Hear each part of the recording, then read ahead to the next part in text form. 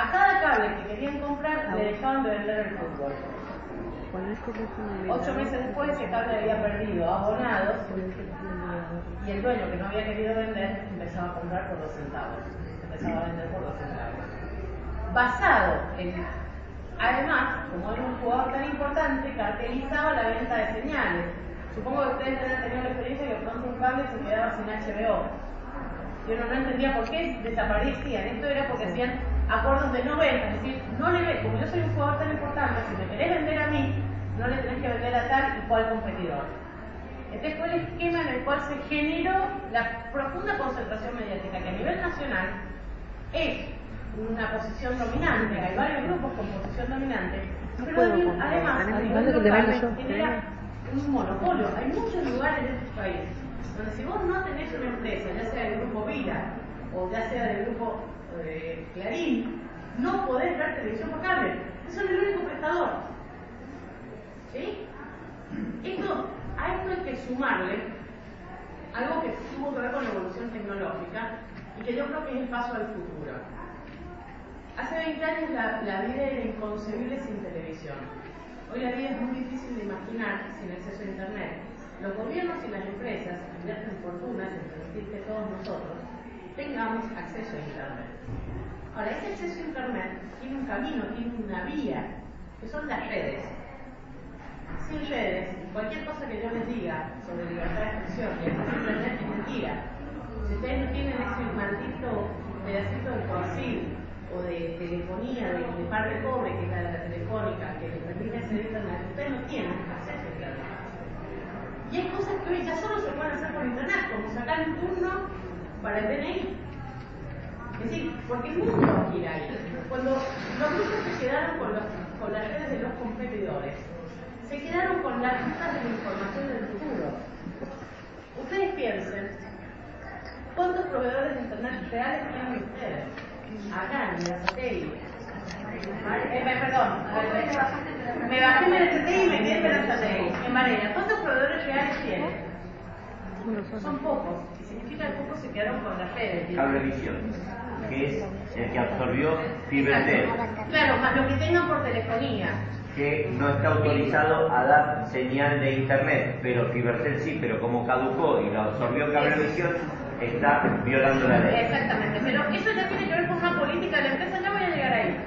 Lo que les quiero decir es, aquellos que concentraron el cable, por eso el tema del cable es tan importante, no solo concentraron la imagen y el sonido de la televisión, concentraron la información que nosotros necesitamos para llevar adelante nuestras vidas.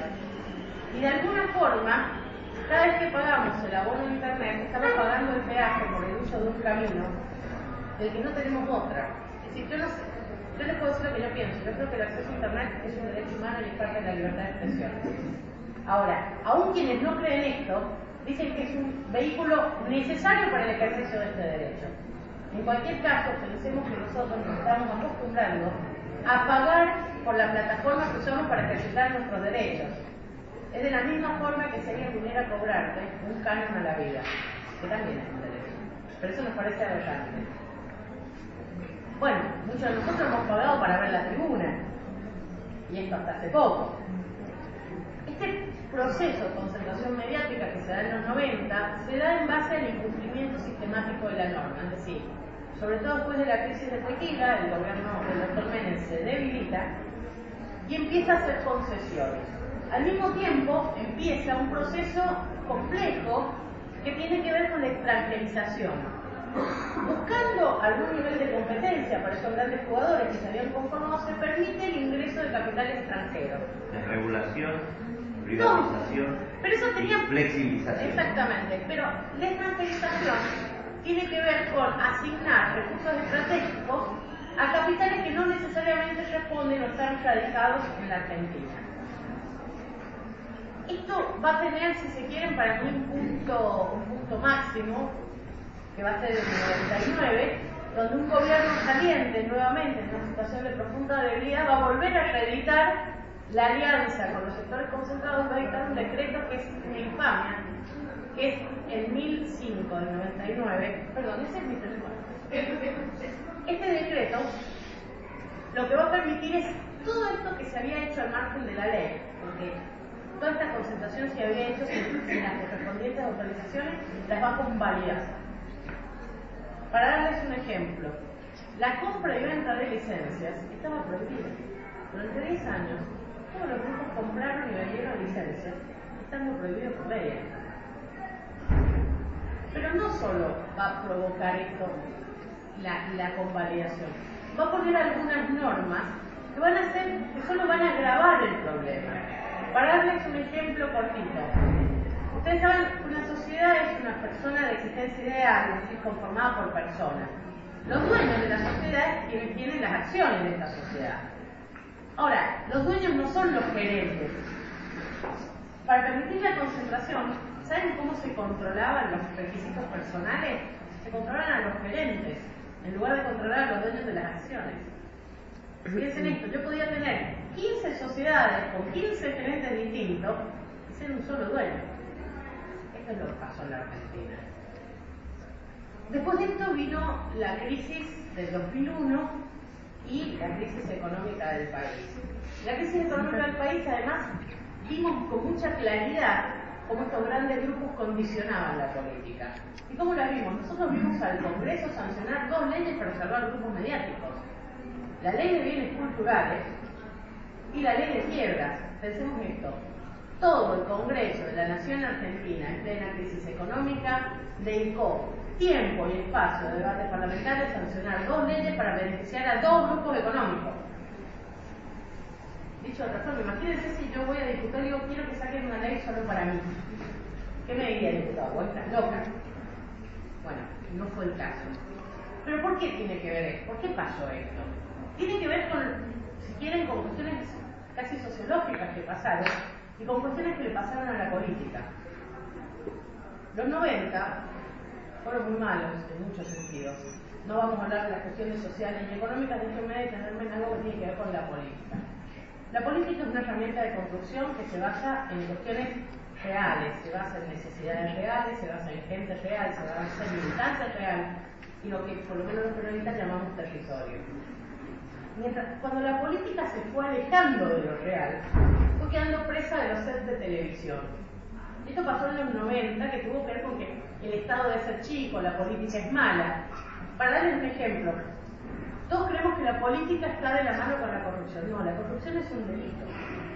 Pero a nosotros, como nos quitaron la política, nos dijeron que la función pública es casi una administración, ¿no? Es decir, el político electo es un administrador de los bienes. No, político electo, digo, cuando yo voto a alguien, voto lo que ese alguien piensa. Y cuando pierdo votando a quien eso piensa, pero tengamos claro, la política no es la administración, la política no es como la agua inodora, incolora e insípida. Seguramente si nos ponemos a hablar de política, ustedes van a pensar algunas cosas de cómo se debe distribuir el dinero, van a pensar algunas cosas de cómo hacer la educación, pero a lo mejor no tiene nada que ver con lo que piensa otro compañero o con lo que pienso yo misma. Cuando nosotros tomamos una decisión política, no solo decimos que Juan sea presidente o senador o diputado, estamos diciendo que se gaste tanto dinero en educación, que no se gaste tanto dinero en defensa. O al revés, hay quienes toman otra opción y dicen hay que priorizar la seguridad por sobre la educación. Esas son posturas ideológicas de la política. La política no es una administración sin ideología. Cuando yo decido gastar dinero en construir cárceles, tengo una posición ideológica que me hace usar el dinero en ese sentido. Cuando yo decido usar dinero para tratar de rehabilitar chicos del Paco, tengo una posición ideológica que me dice que esa es la decisión correcta. ¿Sí? No somos administradores. La política no somos administradores. Decidimos el recurso, el uso de los recursos en función de posiciones ideológicas. Los 90 nos convencieron que esto no es así, que éramos administradores.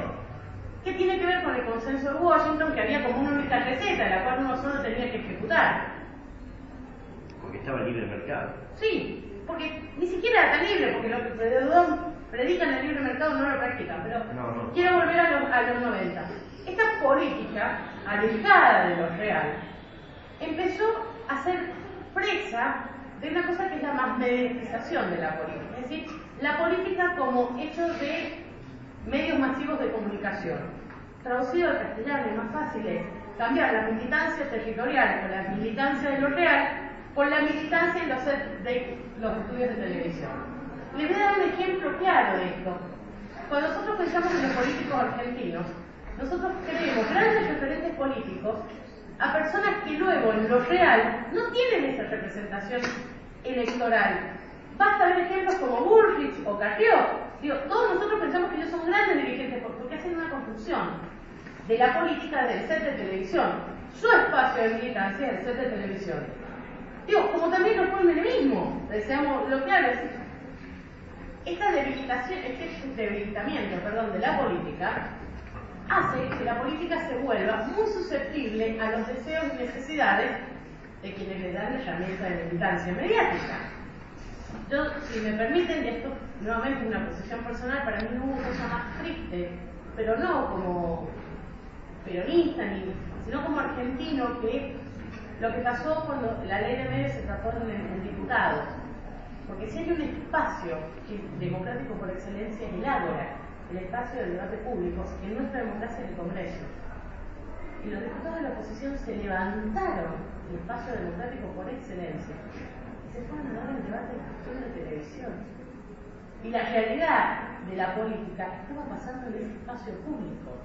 Digo, uno pierde lana. Lo que no puede es claudicar el debate, ni privatizar el debate, ni necesitar que para poder hablar alguien te prenda la cámara. Esto demuestra hasta qué punto la presión de estos grandes grupos influenciaban decisiones políticas y ponían a la política en una situación de debilidad. Y además de poner a la política en una situación de debilidad, ponían a la ciudadanía en una situación de debilidad. Les voy a dar un ejemplo cortito que tiene que ver con los intereses económicos, porque detrás de esto hay una concepción profundamente mercantilista de la información. Les voy a dar un ejemplo corto y si quieren autobiográfico. Yo tengo un hermano menor discapacitado. Y durante mucho tiempo he tenido que incluso litigar con obras sociales y prepagas para que le den la cobertura.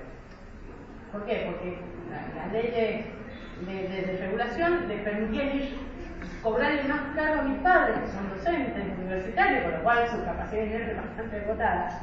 Pero además iban quitando prestaciones.